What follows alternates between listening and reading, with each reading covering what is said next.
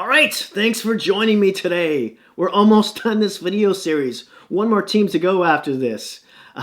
Let's talk about grading the Arizona Coyotes during the pause. Now, before we get started, I just want to ask you to please like, subscribe, hit that notification bell, which will alert you when my next video comes out, which will be about the Anaheim Ducks. Now, the last team I graded was the Boston Bruins up there.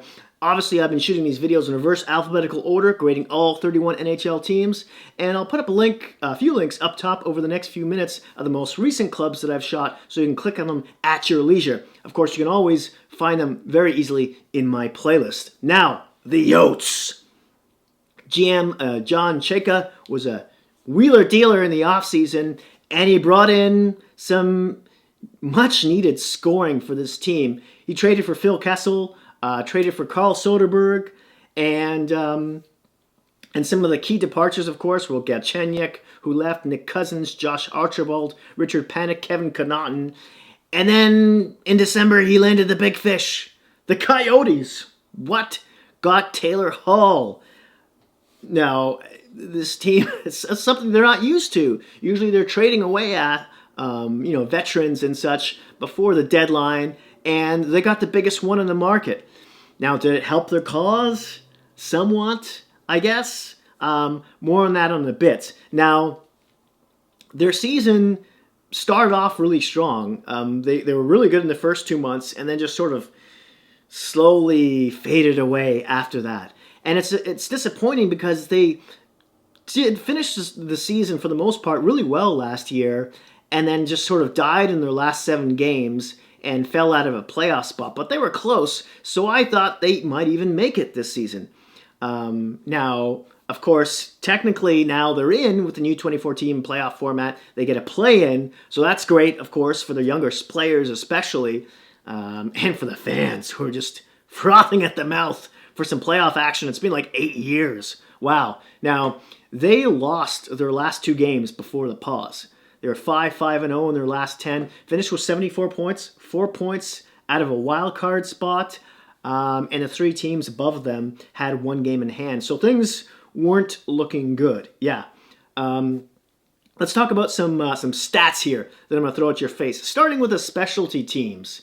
Now, they brought in a new power play coach in Phil Housley, former Buffalo coach / assistant from the Predators / amazing offensive defensive player.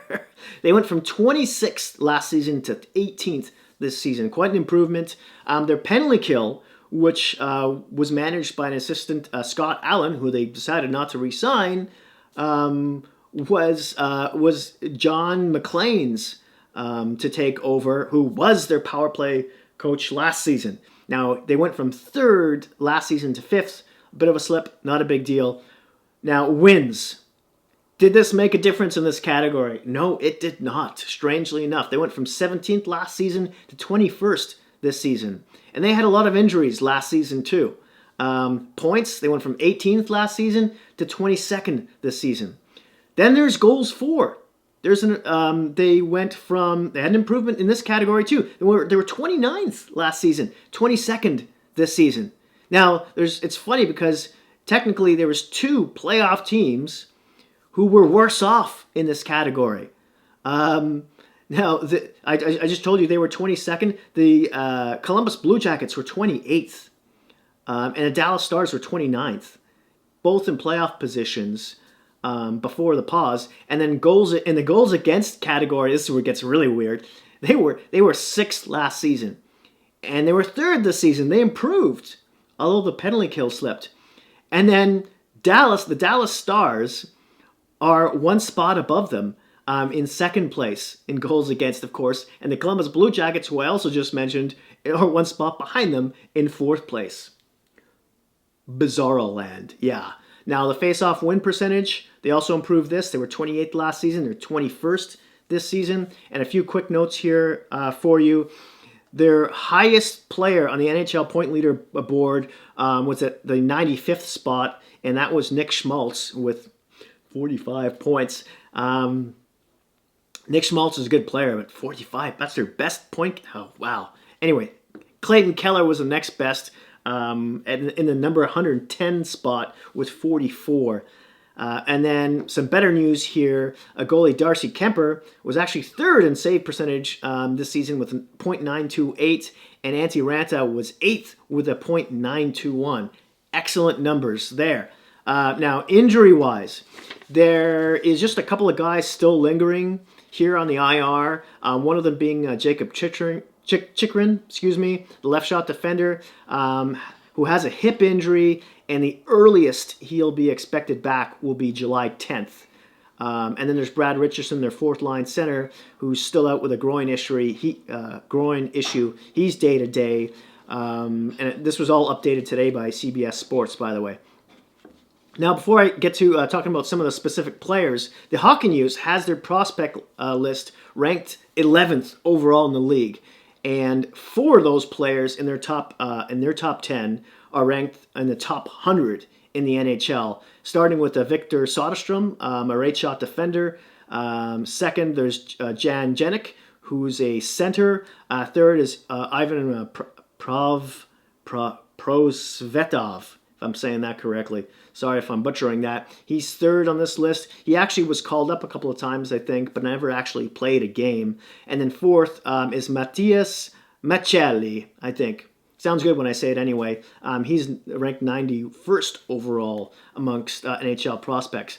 Now, you're wondering, where's Brent Hayden in all this? Well, he's their former first-round number one prospect, but he actually played a lot of games with them this season, sort of. More on him later.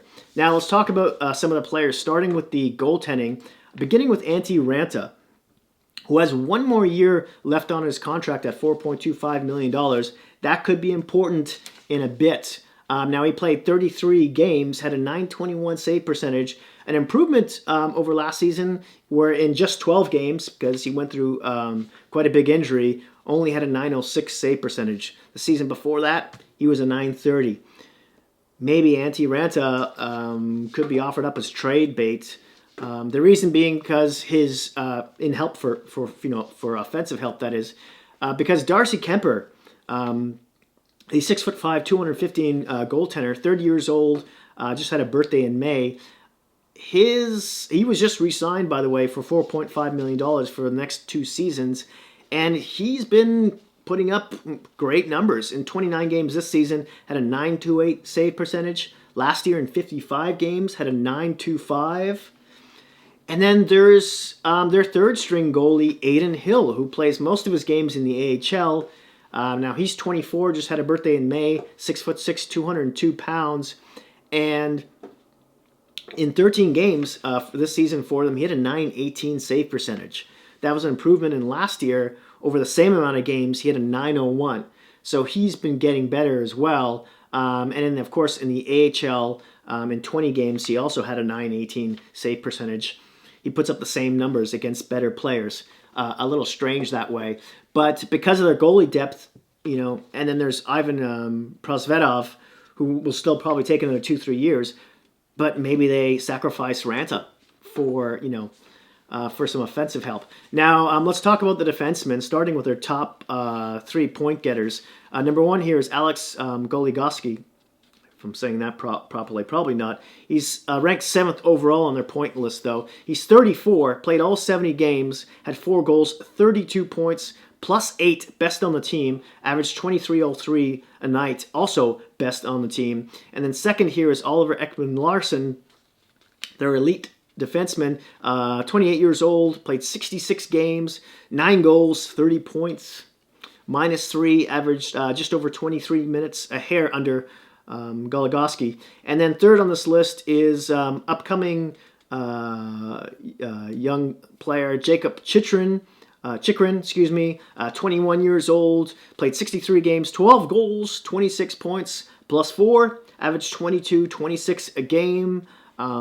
He looks to improve. They expect a lot of things out of him in the future.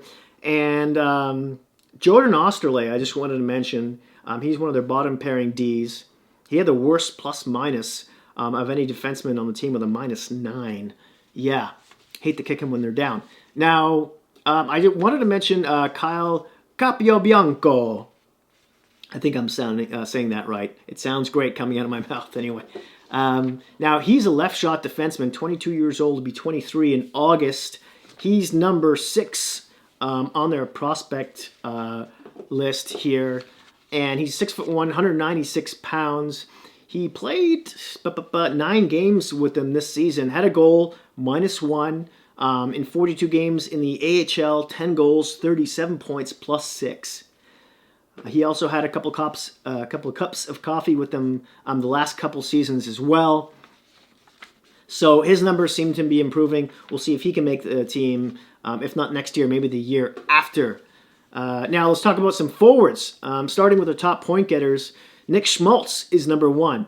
The 23-year-old center in 70 games. I believe he plays on the second line there mostly. Had 11 goals, 45 points, +3, averaged only 15.32 a game. This is a trend here. Now the second on this list is Clayton Keller, 21-year-old, also played 70 games, 17 goals, 44 points, -6, 6.18 a game. And then Connor Garland, their leading goal scorer at 23 years old, played 68 games, 22 goals, leading goal scorer, 39 points, +1, averaged 14.09 a game. Yeah, and then fourth on this list is Christian Dvorak, the 23-year-old, played 70 games, 18 goals, 38 points, +6, averaged 16.42 a game. And then, of course, I got to mention Phil Kessel here. The 32-year-old, in his first full year, was tied for 4th on the team with points with Dvorak. Only had 14 goals, 38 points. Ouch. And was worst by far on this team in the plus-minus category with a -21. Not too much of a surprise there, but still. And he was 3rd on the team for forwards on ice time with 17.09 behind number 1, Taylor Hall, and number 2, Derek Stefan. What do they do with Kessel here?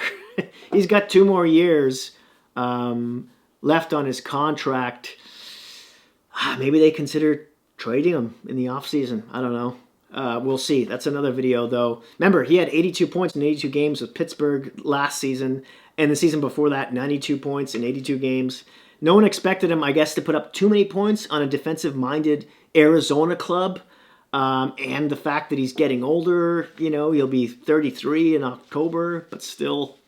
Carl Soderberg, who also saw his first year with the club, he'll be a UFA after this season, by the way. He's 34, will be 35 in October, 6'3", 210 pounds, center / a left wing. Now, in 70 games, 17 goals, 35 points, +6. He was never a big point getter. He had a season career high last season with the Avalanche, where in a full season he had 23 goals, 49 points, -5. So there's that. And, of course, Taylor Hall, right? What did he do for them? The 28-year-old would be 29 in November. The left wing / centerman in 35 games had 10 goals, 27 points for them, -3. In 30 games with the Devils in the same season, 25 points, -11. Of course, he had last season, he was injured for a lot of it, only played 33 games, had 37 points, though. Pretty impressive. And then the season before that, of course, was his Hart Trophy year, in which he scored 39 goals, 93 points, +14. Do they want to resign him for over $7.5 million? Look how up close to the cap they are. And to the start of next season, they're still at like $79 million. That's going to be tough. Some bodies are going to have to move around if that happens. Lawson Krause, a former first overall draft pick by the Florida Panthers, 11th overall in 2015. He'll be an RFA with arbitration eligible at the end of the season, by the way. 6'4", 220 pounds, hulking left winger. Now, he's slowly been improving in 66 games with the club, 15 goals, 25 points, ±. He was a 0. In 81 games last year, he had the same 25 points. So we'll see if he slowly improves as well. And then I'm just going to finish off here with Barrett Hayden, their former number 1 prospect, who now he's 19 years old. He'll be 20 in June, any moment now. Actually, he's a centerman, 6'1", 190 pounds, and he only played 20 games, but had 4 points +2. But in 5 AHL games, he had 5 points. He went to the World Juniors, and in 7 games, he had 6 goals, 12 points, +1. So the sky's the limit for this kid. He maybe just needs another year or so of marination. How do I grade this team? Because I guess the expectations were a bit more for them, especially for me, maybe even a lot of their fans. I got to give them a D+, I think, at the most. So, as always, I'd love to hear your grade down in the comment section below, especially you Coyote fans out there. That's it. That's all. Thank you so much for your support. I really appreciate it. Please don't forget to hit like and subscribe. And hey, in this crazy world we're living in right now, please be nice to each other. Thanks again, and I'll see you soon.